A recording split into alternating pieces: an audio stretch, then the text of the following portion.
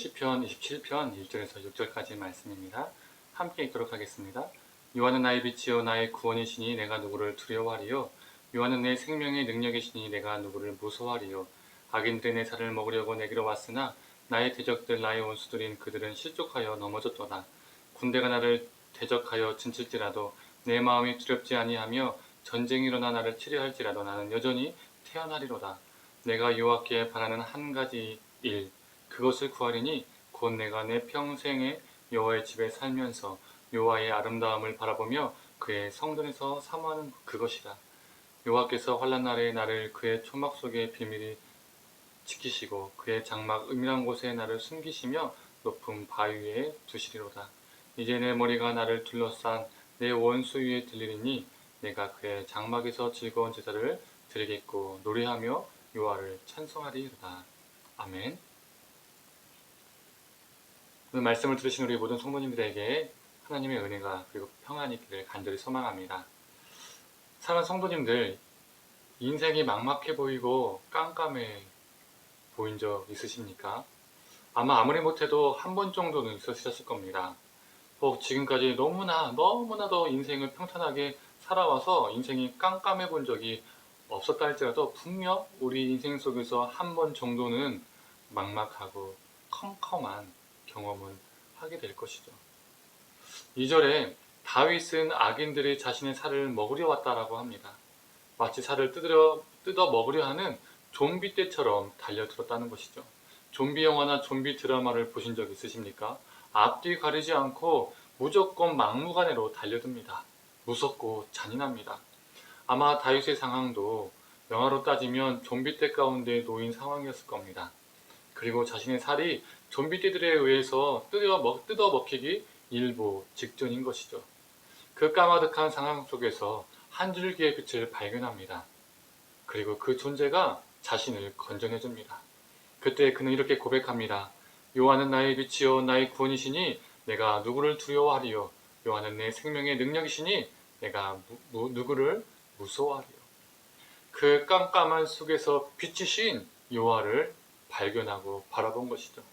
그래서 그에게는 하나님은 구원이시고 생명의 능력이셨습니다.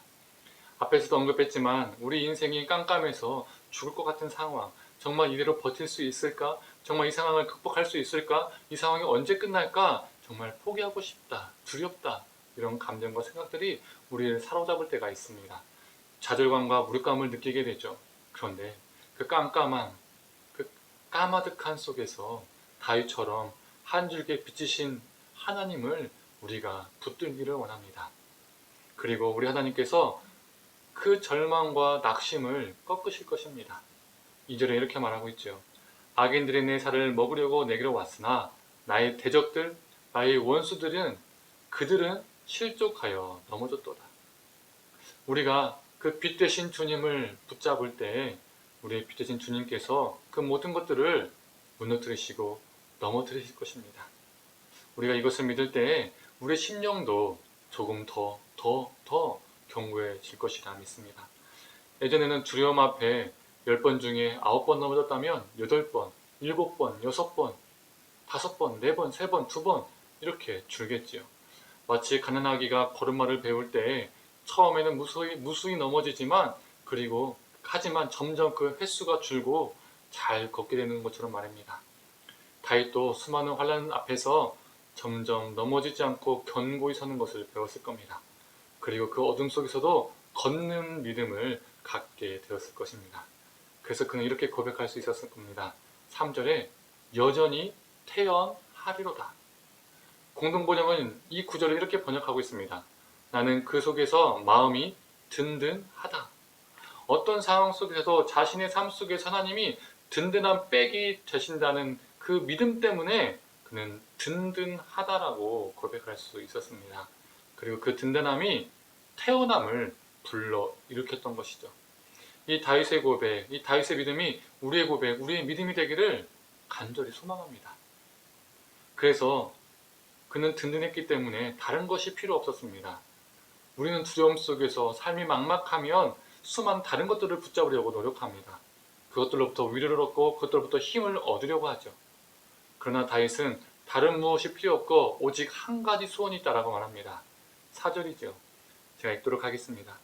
내가 여호와께 바라는 한 가지 일, 그것을 구하리니 곧 내가 내 평생에 여호와의 집에서 살면서 여호와의 아름다움을 바라보며 그 성전에서 사모하는 그것이라. 그의 소원은 자신의 평생을 하나님의 임재 속에서 사는 것이었습니다. 하나님께서 자신의 삶 속에서 베푸시는 그 아름다운 역사를 바라보면서 그 역사를 베푸시는 하나님을 찬양하며 살아가는 것이 그의 소원이었던 거죠. 우리에게 한 가지 소원만 빌 수 있다면 어떤 소원을 빌고 싶으십니까? 우리 소원은 통일이다? 많은 사람들은 무병장수, 승진, 사업 번창, 물질 성공, 자녀들의 학업 성적, 수많은 소원들을 빌 수도 있습니다. 그러나 우리는 달랐으면 좋겠습니다. 우리를 두려움과 고통에서 건져내시고 우리를 태어나게 만드시는 우리 주님과 동행하는 것, 그 우리 주님의 임재 속에서 우리가 살아가는 것, 이것이 우리 한평생의 소원이 되기를 간절히 축원합니다. 기도하겠습니다. 하나님, 우리가 인생을 살면서 정말 까마득하고 막막하고 어두울 때가 참 있습니다. 그때마다 우리가 넘어질 때도 있습니다. 하나님, 우리를 긍휼히 여겨주시고 우리를 붙들어 주시고 이렇게 세워주시옵소서. 예전에는 10번 중에서 8번 넘어졌다면 7번, 6번, 5번, 3번, 2번, 1번, 이렇게 하나님, 우리가 주님 때문에 넘어지지 않고 견고해지는 그런 믿음의 소유자가 되게 하여 주시옵소서.